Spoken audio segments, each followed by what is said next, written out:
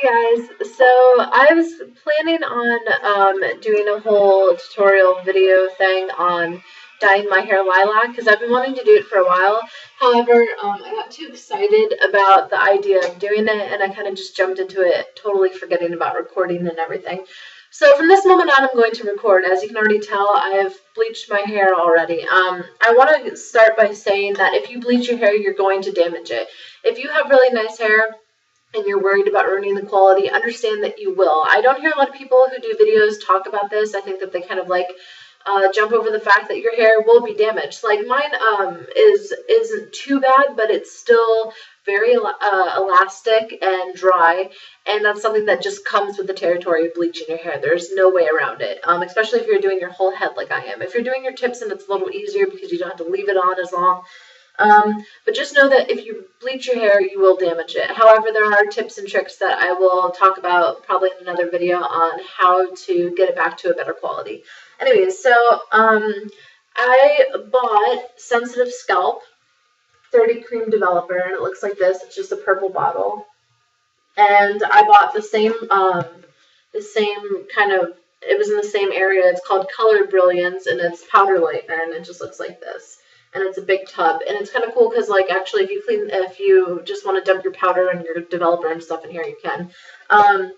So yeah, so I just took my bleach and just scooped it into a bowl and added some developer, and you kind of get an idea for the consistency when you're mixing it together. You obviously don't want it to be just super chunky, but you don't want it to be super liquidy either. So kind of an in-between of the two.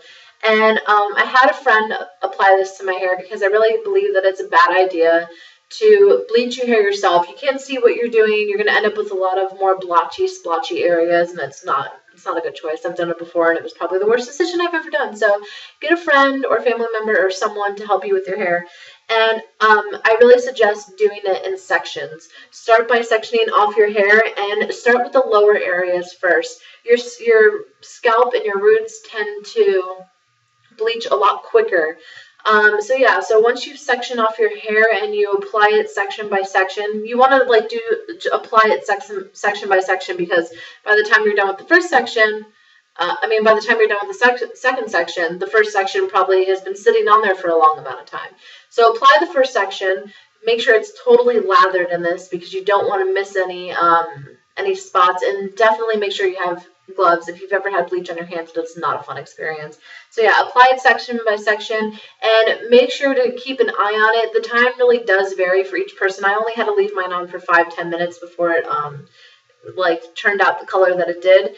So yeah, just have your friend keep an eye on it and do it section by section and wash it out. And I left conditioner in once I was finished with my head. I slept with conditioner in my hair, and I really think that was a good idea because it probably would have been a lot worse if I had it.